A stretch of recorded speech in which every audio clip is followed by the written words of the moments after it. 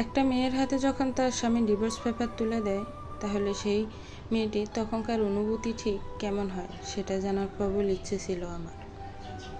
সেজন্যই বোধ হয় আজ আমার স্বামী আমার হাতে ডিভোর্স পেপারটা তুলে দিলেন, আর আমার অনুভূতি স্পষ্ট হয়ে ধরা দিল। মনে হচ্ছে আমার হাত দুটো ফুলে যাচ্ছে, বুকের ভেতরটা ফাঁকা লাগছে। অদৃশ্য একটা দেয়াল আমার সামনে বাধা হয়ে দাঁড়িয়ে আছে, গলা শুকিয়ে কাঠ হয়ে গিয়েছে, দাঁড়ানোর শক্তি নেই। সামনের মানুষগুলো আমার অপরিচিত। সবচেয়ে বড় কথা, আমার পায়ের তলার মাটিটুকুই সরে গিয়েছে। আমি যখন পাথরের মতো দাঁড়িয়ে আছি রাফাদের সামনে, তখন রাফাদ বিরক্ত সুরে বলল, এখানে প্লিজ সাইন করে দাও অনু। আমি ওর দিকে তাকালাম, ভালো করে লক্ষ্য করলাম ইনি কি আমার সেই রাফাদ যিনি বিভিন্ন প্রতিকূল অবস্থায় মোকাবিলা করে চাচা চাচির সংসার থেকে উদ্ধার করে আমার মতো এতিম মেয়েকে নিজের স্ত্রী হবার মর্যাদা দিয়েছিলেন? ইনি কি সেই রাফাদ? আর এটাই আমার শ্বশুরবাড়ির পরিবারের লোকজন, যে বাড়ির লোকেরা আমাকে ভালোবেসে আগলে রেখেছিল, তারাই হঠাৎ আমার দিক থেকে মুখ ফিরিয়ে নিচ্ছে। সবাই যেন আমার প্রতি বিরক্ত। ওদের সেই বিরক্তকর চাহনি দেখে আমার চোখের পানি বাইরে আসলো না, ভেতরেই আটকে গেল। যে পরিবারের প্রতিটি মানুষকে আমি ভালোবেসে আগলে রেখেছিলাম, নিজের সংসারের প্রতিটি মানুষের খেয়াল রাখতাম, সেখানে আমার প্রতি হঠাৎ তাদের এত ত্যক্ত বিরক্ত হবার কারণ আমার ছোট্ট মস্তিষ্ক ভাবতে পারছে না। আমি সবার দিকে এক পলক তাকিয়ে ডিভোর্স পেপারে সাইন করে দিলাম। তারপর এক কাপড়ে সেখান থেকে বেরিয়ে এলাম। কেউ একটিবার মুখ ফুটেও কিছু বলেনি, তবে আসার সময় ওদের কাউকে বলতে শুনেছি এবার আমার শাশুড়ি বোনের মেয়ে তিশাকে রাফাদের বউ করে আনবে। সেই মেয়ে পিএইচডি করে বিদেশ থেকে ফিরেছে, বয়সও হয়েছে মেয়েটার অনেক। প্রচুর টাকা পয়সার লোভে আমার শ্বশুর শাশুড়ি নিজের বোনকে কথা দিয়েছেন, বোনের মেয়েকে তিনি পুত্রবধূ করে ঘরে তুলবেন। তিশা বিদেশ থেকে ফেরার পরে আমি রাফাদের মধ্যে একটা পরিবর্তন দেখতে পেয়েছিলাম। সারাদিন অফিস করে রাতে বাসায় ফিরেই শুরু হয়ে যেত মেসেঞ্জারের চ্যাটিং। আমাকে সময় দেওয়ার বদলে ওই নিজের নিষিদ্ধ আনন্দের জন্য আসক্ত হয়ে পড়ল 28 বছর বয়সী সুন্দরী খালাতো বোনের প্রতি। আমি আর কিছু ভাবতে পারছি না, পা দুটো টলমল করছে। এই রাতে আমি কোথায় যাব বুঝতে পারছি না। আমার তো কেউ নেই, চাচা চাচির সংসারে আমার জায়গা হবে না, আমি নিশ্চিত। এক কাপড়ে নিজের সংসার থেকে আমাকে বের করে দেওয়া হয়েছে। কতই বা বয়স আমার, 21 বছরের জন্মদিনটা তো কমাস আগেই শেষ হলো। আমার শ্বশুরবাড়ির লোকেরা কি মানবিকতার খাতিরে আমাকে আজ রাতটা আশ্রয় দিতে পারত না? কয়েক মুহূর্তের ব্যবধানে আমার পুরো পৃথিবী ধূসর মেঘে পরিণত হলো। পৃথিবীরও যেন আমাকে দেখে হাসছে। বিয়ের 8 মাসের মাথায় কারো ডিভোর্স হয়ে গেলে সেটা কি ঠিক কেমনভাবে আমাদের সমাজ নেয় আমার জানা নেই। 8 মাসের সুখের সংসারটা হঠাৎ তিশা নামক ঝড়ে ভেঙে যাবে ভাবতেও পারিনি। কথায় আছে না, অবাগে যেদিকে তাকায় সাগরও শুকিয়ে যায়। ঠিক আমার সাথে গোটা ঘটনার মতন একটা মুহূর্ত, কিন্তু আমার কাছে অনন্তকাল মনে হচ্ছে। কোথায় যাব, কি করব ভাবতে ভাবতে রাস্তার পাশের একটা চায়ের দোকান দেখতে পেলাম। রাত 9টা। আমি গুটি গুটি ধীর পায়ে হেঁটে গেলাম চায়ের দোকানে। প্রচুর পানি খেতে ইচ্ছে করছে। আমি দোকানের সামনে গিয়ে দাঁড়ালাম। মাঝবয়সী দোকানদার জিজ্ঞেস করলো, কি হয়েছে মা? আমি বেঞ্চে দপ করে বসে পড়লাম। দোকানদার বলল, কি হয়েছে মা? এত রাতে একলা একলা ঘুরতেছ কেন? বিপদে পড়বা তো মা। আমি একটা তপ্ত নিঃশ্বাস ফেললাম। বললাম, চাচা আমাকে একটু পানি খাওয়াতে পারবেন? দোকানদার চাচা পানির গ্লাসে এগিয়ে দিতে দিতে বললেন, এটা কোনো কথা কইলা মা? পানি খাবা কইলেই হয়। আমি ডক ডক করে পানি খেয়ে গলা ভিজিয়ে নিলাম। দোকানদার চাচা আমার দিকে স্নেহের দৃষ্টিতে তাকিয়ে রইলেন। তারপর দোকানের কাজে মন দিলেন। কাজ শেষ করে কিছুক্ষণ পর জিজ্ঞেস করলেন, অনেক রাত হয়েছে তো মা, তুমি কি বাড়ি যাইবা না মা? আমার তখন দোকান বন্ধ করার সময় হইয়া পড়ছে।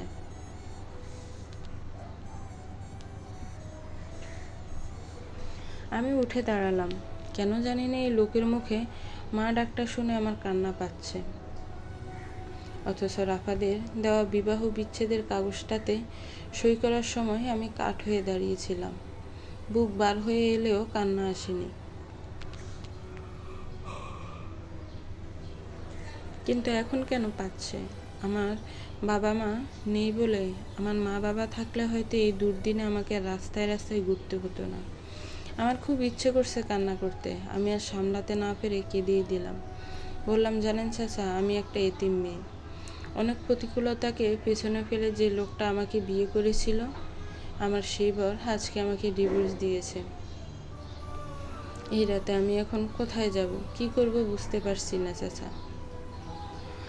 আমার কথা শুনে চাচাও থ মেরে দাঁড়িয়ে আছেন। উনি সান্ত্বনাসূচক বার্তা দেওয়ার আগেই পেছন থেকে কেউ একজন বলে উঠল, আপনার স্বামী তো একটা অমানুষ, আপনাকে ইউজ করে এখন রাস্তায় ফেলে দিয়েছে। আমি চমকে পেছনে ফিরে তাকালাম। রাতের গাঢ় অন্ধকারে গাড়িতে ঠেস দিয়ে অদ্ভুত ভঙ্গিমায় দাঁড়িয়ে আছে একটা লোক। চেহারা দেখা যাচ্ছে না, অবয়বটা খুব চেনা, গলার স্বর খুব পরিচিত, কিন্তু কে সে? অন্ধকারে ডাকা লোকটা ছিল আহাদ স্যার, যিনি একসময় আমাকে ভালোবাসতেন, কিন্তু কোনোদিনও ভোলেননি আমাকে। তিনি এমন একজন মানুষ, কখনো কারো বিশ্বাস ভঙ্গ করেননি, মাথার উপর ছায়া হিসেবে রইতেন, যার জন্য জীবন দিতেও রাজি, যার জন্য আমি নতুন একটা জীবন পেয়েছিলাম, যার সাথে দেখা না হলে আমি রাস্তায় রাস্তায় ঘুরতাম। সেই আহাদ, যাকে আমি সম্মান করে আহাদ স্যার বলে ডাকতাম, কিন্তু কোনোদিনও ভালোবাসিনি। ভালোবাসবো কিভাবে? একজনকেই ভালোবাসতাম, সেটা রাফাত ছিল। সম্মানটা আহাদের পাওনা ছিল। রাহাত যখন আমাকে ডিভোর্স দিয়ে সেই রাতে বাড়ি থেকে বের করে দেয়, তখন নিয়তির খেলায় দেখা হয় আহাদের সাথে। সেই অন্ধকারে ডাকা লোকটা আমার ক্ষুদ্র জীবনটাকে রাঙিয়ে দিয়েছিল লাল নীল হলুদ আলোয়, নিজের পায়ে দাঁড়াতে শিখিয়েছিল। আমি বেশ ভালো আছি। আমার একটা 5 বছর বয়সী ছেলে রয়েছে। নাম রেখেছি রাফিয়ান, আদর করে রাফি ডাকি।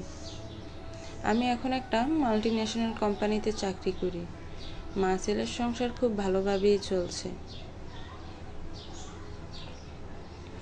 কিন্তু আমার ছেলে রাফি, আমার আর রাফাদের সন্তান এই রাফি, ডিভোর্সের পর আহাদ স্যার আমাকে ওনার বাসায় নিয়ে যান। আমাকে অ্যাডমিট করিয়ে দেন একটা প্রাইভেট ভার্সিটিতে, জার্নালিজম সাবজেক্টে। আহাদ স্যার বলতেন, পৃথিবী উল্টে গেলেও আমাকে তোমার সাথে পাবে অনু, আর কেউ না থাকলেও আমি তোমার পাশে আছি।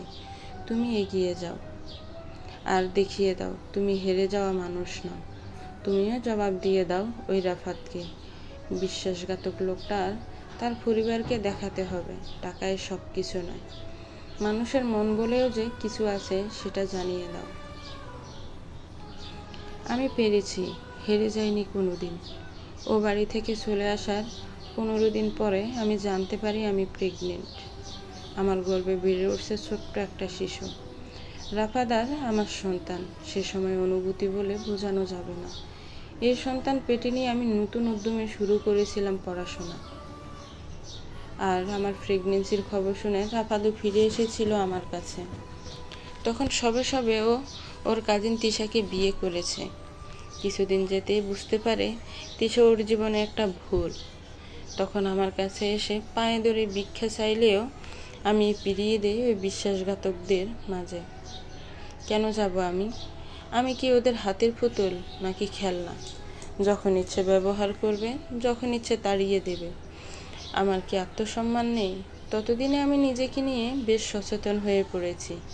নিজের সিদ্ধান্ত নিজেই নিতে পারি। কারো কথা না শুনে আহাদের পরামর্শ মতো নিজের পায়ে দাঁড়ানোই ছিল আমার লক্ষ্য। কিন্তু ক্ষমা করে দিয়েছিলাম। দোষটা হয়তো রাফাদের ছিল না, আমার নিয়তি ছিল। ভুল তো মানুষেরই হয়, ঘৃণা করিনি কখনো, মেনে নিয়েছিলাম আমি। রাফির যেদিন জন্ম হয় তখন হসপিটালের বেডে বসে শুনেছিলাম রাফাত নাকি অ্যাক্সিডেন্টে মৃত্যুবরণ করেছে। সে সময় তিশার সাথে ওর ডিভোর্স হয়ে গিয়েছিল, সেটা তিশা নিজেই দিয়েছিল। খুব ডিপ্রেশনে ভুগেছিল রাফাত। ছেলের শোকে ওর মাও এক প্রকার শয্যাশায়ী। তখন আমি এই খবর শুনে তখন মূর্তির মতো বসেছিলাম। কোথাও না কোথাও মনটা একটু কেঁদে উঠল। আমার প্রথম ভালোবাসা ছিল রাফাত। প্রথম ভালোবাসা কি কেউ ভুলতে পারে? আমার সন্তানও যে অজান্তেই তার বাবাকে হারালো, সেই শুরু আমার স্ট্রাগল। রাফির প্রথম জন্মদিনে আহাদ স্যার আমাকে বিয়ের প্রস্তাব দেন, যার সঙ্গে সঙ্গে আমি রিজেক্ট করে দিই। আমার জীবন আমি আমার সন্তান নিয়েই কাটাবো, অন্য কোনো পুরুষের দরকার নেই আমার জীবনে। উনি হয়তো আমাকে ভালোবাসতেন, কিন্তু আমি তো নই। যাই হোক, আমি এখন ভালো আছি। একটা বিচ্ছেদ অনেকগুলো মানুষের জীবন পাল্টে দেয়। আহাদ বুঝেছিল আমাকে, তাই আর এগোয়নি। আজ আমি সফল জার্নালিস্ট। এখন আমি চাচা চাচির সংসারেই থাকি। ওনারা আগের মতো আমাকে এখন বোঝা মনে করেন না। কেন করবে? নিজের সন্তানেরা তো যার যার মতো বাবা মাকে ছেড়ে চলে গিয়েছে। দেখাশোনা করার মতো কেউ ছিল না। নিজেদের ভুল বুঝতে পেরে অনেক খোঁজে আমার কাছে ক্ষমা চেয়ে নিয়ে আসে এখানে। এখন আমি চাকরি করি, আমার টাকা আছে অনেক, তাই এই সংসারের সব দিকটাও আমি সামলাই। আহাদ নিজের সংসারে ব্যস্ত এখন, তবু আমার খোঁজ নিতে ভুলেন না। কি ভালো একটা মানুষ তিনি। ওনার মতো মানুষ সমাজের জন্য খুব প্রয়োজন। ইস, কি নির্মম নিয়তি আমাদের। স্রোতের টানে কে কার কাছে পৌঁছে যায় তা ভাগ্যই জানে। আহাদ চেয়েছিল আমাকে, আমি চেয়েছিলাম রাফাতকে, রাফাত চেয়েছিল তিশাকে। তিশা আর তার অন্য সঙ্গীকে খুঁজে নেয়, কিন্তু কেউ কারো চাওয়াটাকে পূরণ করতে পারল না। মাম্মাম, রাফির ডাকে আমি ভাবনার গোড় থেকে ফিরে এলাম। আলতো হেসে কোলে নিতেই বলল, কি ভাবছ?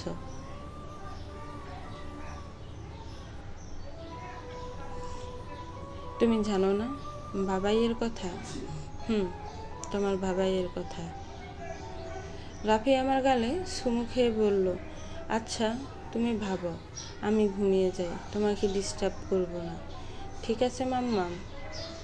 আমি ছেলের কপালে চুমু খেয়ে বললাম, বাচ্চাটা।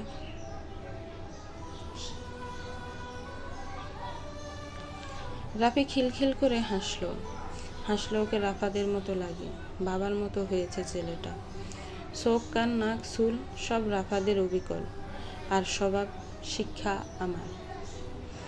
আমি আমার ছেলের কাছে কিছু লুকাইনি। ও জানে ওর বাবা তার মাকে ছেড়ে দিয়েছিল, ওর বাবা পৃথিবীতে নেই, মরে গিয়েছে, এটাও জানে রাফিয়ান। ওর মাকে রাতে বাড়ি থেকে বের করে দিয়েছে, খুব কষ্ট দিয়েছে, এটাও বুঝে রাফি। এসব শুনেও রাফি কখনো ওর বাবাকে ঘৃণা করেনি, বরং ভালোবেসেছে।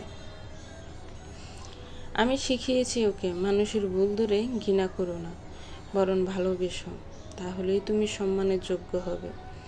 সবাই তোমাকে ভালোবাসবে।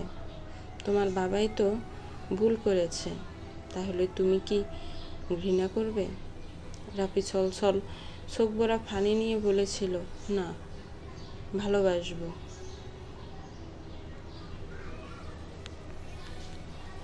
মেয়েদের সম্মান করবে তো? আমি সবাইকে ভালোবাসবো। 5 বছরের বাচ্চাটাও বুঝে গিয়েছিল মানুষকে ঘৃণা করে নয়, ছোট করে নয়, ভালোবাসা দিয়েই আগলে রাখা যায়। একটা বিচ্ছেদ আমার সন্তানের কাছ থেকে তার বাবাকে কেড়ে নিল, আর আমার থেকে আমার ভালোবাসার স্বামীকে। কিন্তু আমার সন্তান ভালোবাসা দিয়েই তার বাবাকে বাঁচিয়ে রেখেছে ওর কাছে, আমার কাছে। গল্পটা কেমন লেগেছে একটি কমেন্টস করে জানাবেন। গল্পটা ভালো লাগলে একটি লাইক করবেন, গল্পটিকে শেয়ার করবেন, আর আমার চ্যানেলটাকে প্লিজ সাবস্ক্রাইব করবেন। যারা অলরেডি সাবস্ক্রাইব করে আছেন তাদেরকে অসংখ্য ধন্যবাদ। আমার চ্যানেলের সাথেই থাকবেন, প্রতিদিন নিত্য নতুন গল্প পাবেন। ভালো থাকবেন, সুস্থ থাকবেন। আসসালামু আলাইকুম।